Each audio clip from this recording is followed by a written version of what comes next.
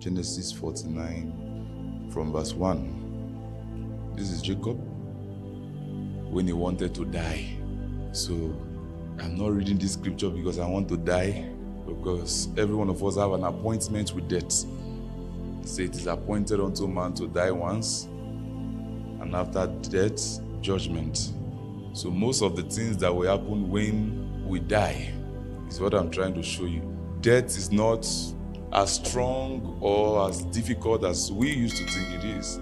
Death is just a close of eyes, and you find yourself in another realm. Just like you sleep. When you slept today, that is partial death. The Bible said the Samaritan man was beaten half dead. Anybody that is sleeping now is half dead. I mean sleeping on your bed. I'm not saying if you are sleeping, you take a nap, you slept from night till morning, you were half dead. Because at that bed, you were not conscious of everything that was going on there. You don't know who is sending you messages. You don't know who is trying to reach out to you. You don't even know anything around you. You are just gone. And there will be a day to be permanent. So I believe God is allowing us to wake up every morning to give us instruction that one day this sleep will be permanent. So we see Jacob wanting to die, and he called his sons and said, "Gather together, that I may tell you what shall befall you in the last days." Gather together and hear, you sons of Jacob, and listen to Israel your father. Then the first thing he called, he said, "Reuben, you are my firstborn." And he said, "My might and the beginning of my strength, the excellency of dignity." Everything he's saying there is talking about childhood and youth. The first judgment everyone will face is what you did with your childhood and your youth. He said, "Reuben, you are my firstborn, my might, the beginning of my strength, the excellency of dignity, and the excellency of power. Unstable as water, you shall not excel. Because you went up to your father's bed, then you defied it. You went up to my couch." Now, the first statement there, I said, God will judge what we did with our childhood and our youth when we have strength. So we saw that what Jacob is trying to explain, the 12 sons of Jacob are 12 dimensions of you. He's not talking about children. He's talking about you. 12th dimension in you that God will talk about. That life will ask you question about. At a certain stage of your life, there's so much strength to sleep with 50 women. What did you do with your might? Your dignity? The Bible said the glory of the youth is their strength. So it's talking about your youth. If you die now, they pick up your phones. How many women will they see flirting? How many naked things will they see? So before you even die, people see you as a Christian, but what they will see on your phone, people will be shocked. We are not talking about what God will see, because two things you will carry or you will leave behind. Two things where you store things.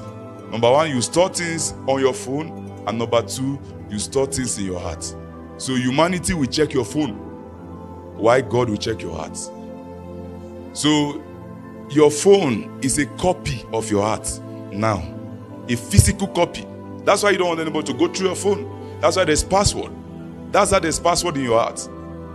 Your phone is a physical copy of your heart. How your phone is, that's how your heart is. So if you are not bold that people should go through your phone or they should project your phone on this kind of screen, your heart is not safe. So as you are alive now, it's time for cleansing. Every day you wake up, God is giving you an opportunity to clean your life, because you will be judged with what you do with your strength. Proverbs 20:29, the glory of the young men is their strength, and the splendor of the old men is their gray head. So that is why he says, Reuben, you are my firstborn, my might, the beginning of my strength. the excellency of dignity, the excellency of power, unstable as water, you shall not excel, because you went up to your father's bed. So the father was quiet since until the last day. So one of the greatest control you must have is your sexual appetite. I'm speaking to you now bluntly, because judgment day you will face it bluntly. You will not say you were not told. That strength is not for sexual immorality. Your youthfulness is not for sexual immorality. Solomon said in the book of Ecclesiastes 11, from verse 9, he said, rejoice, O young man, in your youth, and let your heart share you in the days of your youth. Walk in the ways of your heart and in the sight of your eyes. But know that for all this, God will bring you into judgment. Therefore, remove sorrow from your heart and put away evil from your flesh.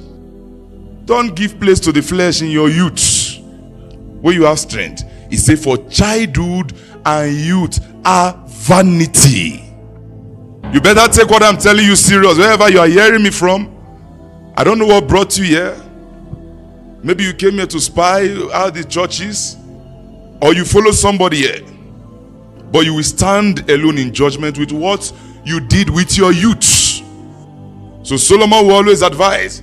He said, remember now your creator in the days of your youth. Remember now your creator in the days of your youth. So he's talking about when you still have strength.